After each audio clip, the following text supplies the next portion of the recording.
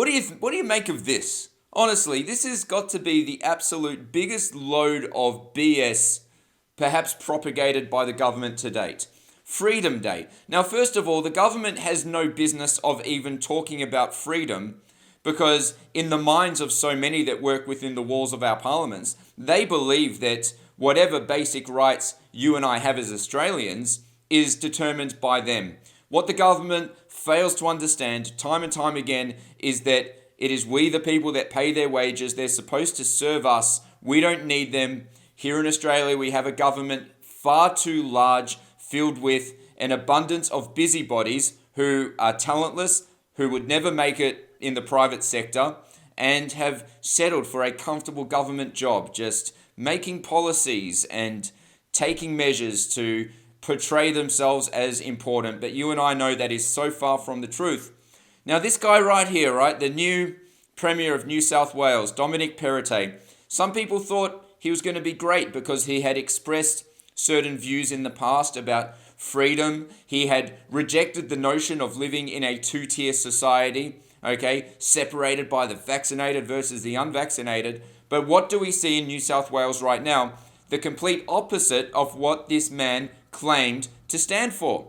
It is just absolutely disgraceful. Now, I have a clip here of certain words that Dominic spoke. It was only last month in relation to freedom and his views on the government and so forth. I'm going to play it for you right now, and then we're going to have a look at how different the reality is now that he's Premier. Talk us through, speaking of 2022, what is exactly our roadmap to getting there? There's been a few mixed signals about exactly when we'll see the state completely opened up for everybody. For example, once 80% of people are vaccinated, are we still going to require COVID vaccine passports? Or will that now be at the 90% threshold? Or will it be forever? Will there be restrictions on the unvaccinated indefinitely? Well, there shouldn't be, Joe. And, we're currently working through the details of that now. We've released plans for the 70% roadmap, and we'll shortly announce what occurs at 80%. But ultimately, my view, and the government will go through those deliberations, is that once people have had, every single person in this state has had the opportunity to be vaccinated with 2 doses, then we should open up for everyone. I want to see more unity and not have a two-tiered society here. I think it's the vaccination rate in New South Wales has been the key to unlocking freedom. And let's start with the premise. It's not the government's role to provide freedom. People born in this country by default are free.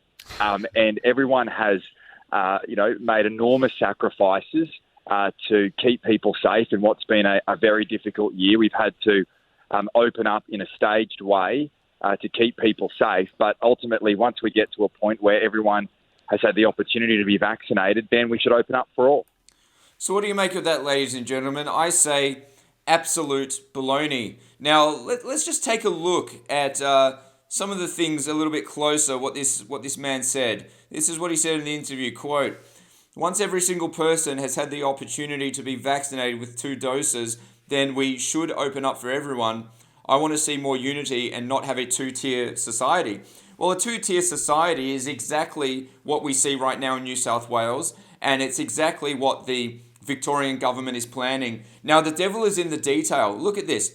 He said opportunity. So that somewhat implies that as long as everybody has the opportunity to be injected, then we should open up for everyone implying injected and non-injected, okay? Now, everyone in New South Wales and the whole country has had the opportunity to go and get injected. Some people have decided not to take that opportunity, and I know it's kind of strange how we're using the term opportunity. Now, then he went on to say, I want to see more unity and not have a two-tier society. Well, maybe that's personally what he wants. Maybe deep down inside, somewhere in his brain, he wants that. But what he wants and what reality is could be 2 separate things. Now, I think, the devil's really in the detail with these politicians. What they say and what they do are so often so drastically different. It's just absolutely disgraceful. So, Oh yeah, here's another thing he said. It's not the government's role to provide freedom. People born in this country by default are free. Does he actually believe that? Does he even believe the words that are coming out of his mouth? We speak about freedom on MCJ Report a lot, and it's my belief that freedom is our right as Australians and should not be granted by government, whether there's COVID-19 or something else, or somebody slipped on a banana peel. It says in our national anthem that we are young and free, and these politicians are trampling all over that freedom over a virus that we know has a survival rate of slightly below 100%. I mean, who out there is genuinely passing away from COVID and nothing else? Okay? You take out the people that are at their life expectancy, you take out people who have severe comorbidities and major underlying conditions. I mean, oh my goodness. And you've got this guy, Dominic Perrottet, he's all about freedom, right? Until he's premier, no more freedom. So let's have a look at what this so-called Freedom Day, freedom exercise looks like in New South Wales. It's just an absolute disgrace. Look at this. All right, so Freedom Day, subject to double injection, that's right. So certain, quote, freedoms only for the double injected. It says here, but of course, if you're not injected, then you can tune out right now, because none of these so-called freedoms apply to you. Look at this. No masks outdoors. Indoor gatherings, 10 people. Outdoor gatherings, 30. Aged care visits. Retail, 1 person per 4 square meters. That's right, because you wouldn't want to pass it on. Hospitality, 1 person per 4 square meters inside, 1 person per 2 square meters outside. I wonder what type of experts got together to formulate these very much thought out, quote, freedoms for the double injected. Now look at this. It says, seated meals, 20 people per booking. Outside drinking, you must stand, right? Because we all know that COVID is at its most dangerous when you're sitting down and drinking at the same time. All right, salons, 5 people at a time. Gyms, 1 person per 4 square meters, because you wouldn't want people exercising at the gym, getting healthy and building their immune system, right? You wouldn't want that to happen, would you? That's what the injection's for, right? All right, it goes on to say indoor pools open. Funerals and weddings can be 100 people, okay? Churches, 1 person per 4 square meters and no singing. So can you sing at a wedding with 100 people? Do the 100 people at the wedding need to be spaced apart 4 square meters? Or is COVID less likely to be transmitted at weddings? I mean, you know, the inconsistencies, it's just an absolute disgrace. Why will Dominic Perrottet not address the true infection mortality rate of COVID-19? Why does the cat have his tongue? He's supposed to be a man of faith. He's supposed to be all about treating your neighbor really well, but he's treating his neighbor like they're a bunch of criminals. Look at this. All right, what else do we have? Stadiums and theme parks, 1 person per 4 square meters. Cinemas, 1 person per 4 square meters, but only up to 75% capacity, right? It's all about the science, all right? It's all about the science, and it's all about the revolutionary conviction. And also there's various restrictions on holidays and movement within the state. Still applies, all right? Now keep in mind, these are only freedoms granted to the double injected. Everyone else has even less than that. I was speaking to Sydney George the other day. He told me, he said, Morgan, I was knocked back from entering JB Hi-Fi because I have not received 2 doses. So people can't get into stores. They can't shop. This is absolutely something that fits the definition of medical segregation. And my call to people that have received the injection is, you may have done it for purposes such as work, etc., which I understand, but I don't think you would want to participate in this type of divided society, right? We need to unite right now. I don't care if someone has taken it or they haven't. I think something that we need to unite on is opposing this new emerging apartheid within our countries, orchestrated by a bunch of talentless politicians who have absolutely no idea what they're doing, and they have no regard for our freedom. They're only interested in their careers. They're just an absolute bunch of grubs. All right, so what else do we have here? A man from New South Wales. I don't know this man, but he made a video absolutely hitting the nail on the head in regards to this shambolic Freedom Day. Check this out. Listen, I know, it's not a load of nonsense, this fucking Freedom Day bullshit. Anyone, any true Aussie, any person out there with fucking a quarter of a brain knows that that is the biggest wank on earth. Nothing in Australia, in this country, in any free country, so-called free country, should be called Freedom Day. The fucking joint shouldn't have shut down in the first place. 26 million people, in comparison to the amount of cases, we should never have shut down fucking sweet fuck all. Nothing. Not a pub, not a club, nothing. This click and collect wank. What a load of shit. I hate that shit. That's a fucking crock. Nothing's going to change tomorrow. People go, oh, Freedom Day. Can you imagine the type of people that are, the type of wankers who are, oh, we're free. You're not free of fuck all. Because if you're double jabbed and all this crap. You should be able to fuck your mask off. Freak the sign in, check in everywhere you go. No, shove that up your ass. That should go out the window. That should go. If you double jab, you're so fucking protected, aren't you? Social distance, no, fuck that. Hug and kiss anyone you like. But no. Even from tomorrow onwards. No. The only thing is that they're opening certain things up for certain people. Not for everybody. As you know. We won't go into that, but we know it's not for everybody. Nothing's changing. You still got to wear a mask, even if you're double jabbed. You got to do everything. You go to the club, you still got to sit down while you're drinking and all this rubbish. What a fucking crock. If you've got that double jab and it's so fucking effective, you should be as free as a fucking bird. Do what you like. Fuck, what a load of shit. And all the dummies are fucking falling for it again.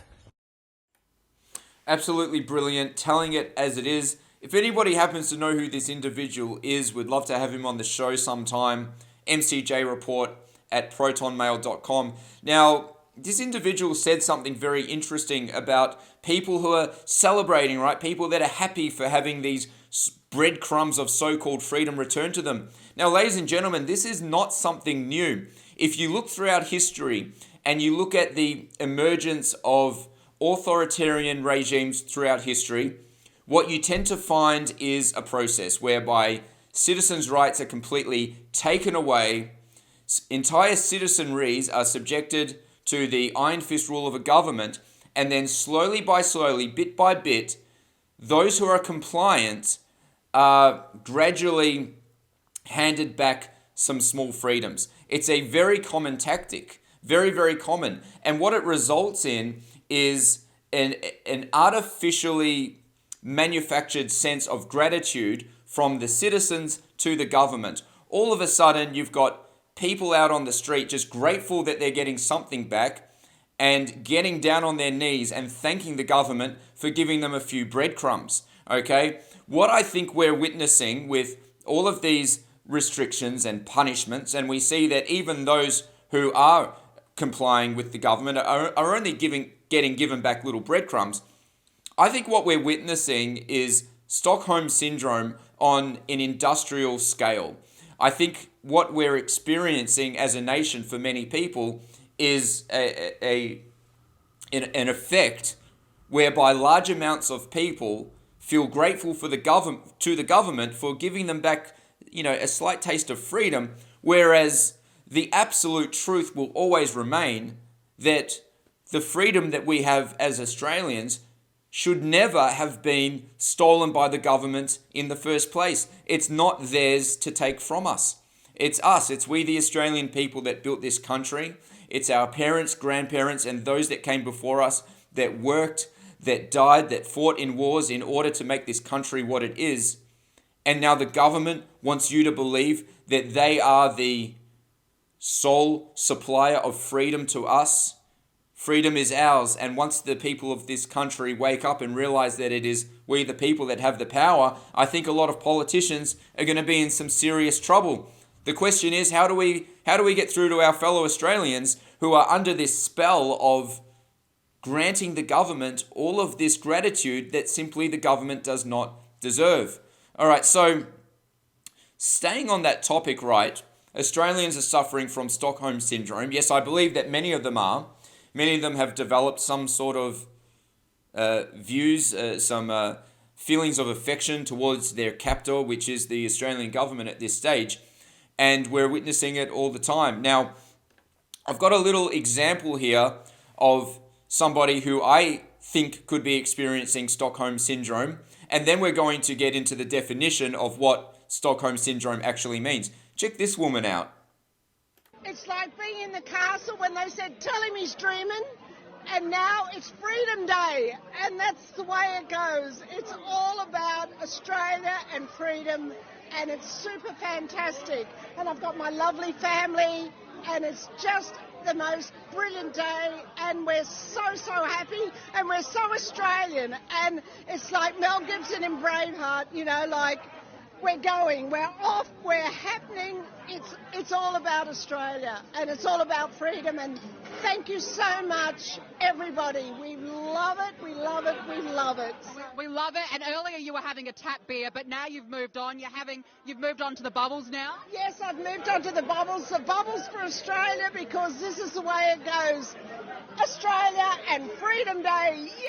I tell you what, ladies and gentlemen, the only time you'll see me celebrating like that is when we the people win. That's right. Having a few breadcrumbs handed to you by a government that never should have touched or trampled on our freedom in the first place, that is nothing to celebrate.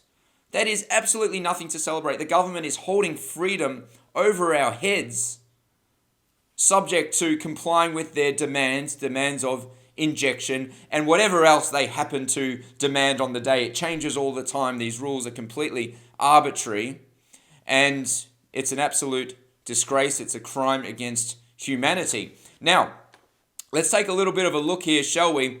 Oh yeah, and by the way, it's going on in New South Wales. You know it's coming to Victoria, but Stockholm Syndrome, all right? This is coming from WebMD. That's right. This is a great resource. So what is Stockholm Syndrome? It's a real thing, and I think that if more people can understand it, maybe, just maybe, more people can wake up. That's what we do on the MCJ Report. We make the show every day, and we hope to wake new people up. And remember, the content on this show, it's not just for you, but I'd like to help load you up with ammunition that you can use around the dinner table with your friends and family that tend to show tendencies of bowing down to the government. All right, so what is Stockholm Syndrome? What is it? What is it? It says here, it's an emotional response. It happens when some abuse and hostage victims, when they have positive feelings towards an abuser or captive. All right, so I'd say that the people of this country are being held captive by a government. So I would say this is like a hostage situation on an industrial scale. It goes on to say here, sometimes people who are held prisoner or are subject to abuse can have feelings of sympathy or other positive feelings towards the captor. This seems to happen over days, weeks, months, or years of captivity and close contact to the captor.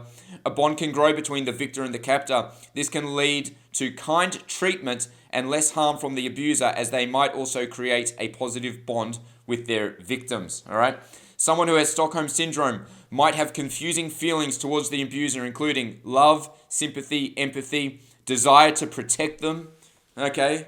I don't know, Victoria Police maybe. It says here, Stockholm Syndrome might also cause the hostage to have negative feelings towards the police or anyone that might try to attempt a rescue. All right, well, in our situation, we know that the police are not coming to our rescue, but we see protest groups, people trying to stand up for the freedoms of not just themselves, but everybody in the country.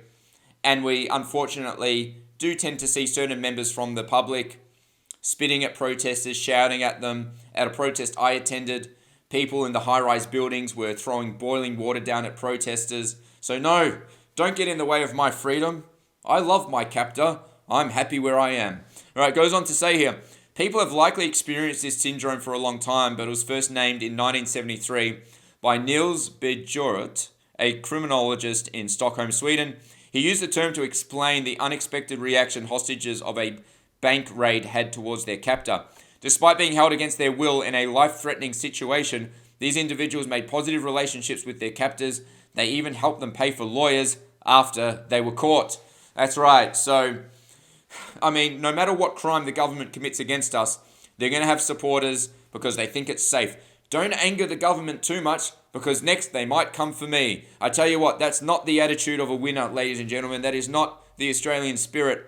All right, the Australian spirit, we stand up to bullies, whether it's someone in the street or if it's the government. Is that fair enough? All right, it goes on to say here, some key pieces seem to increase the likelihood of Stockholm Syndrome. These include being in an emotionally charged situation for a long time.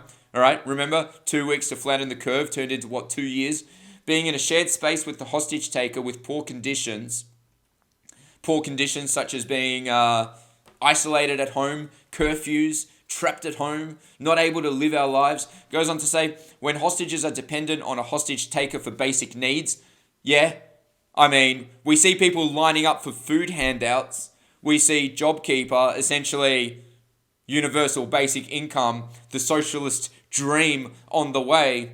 And that's why, I tell you what, if the government did not at least take care of people's basic needs through JobKeeper, etc., we would have seen enormous protests. But it's because the government gives these little handouts, right? Hey, we're keeping you alive. Don't hate us. We're doing it for your protection. A lot of people take the bait. Not all people. I know people that are very financially set up and they're at every single protest because they see the assault on our freedom.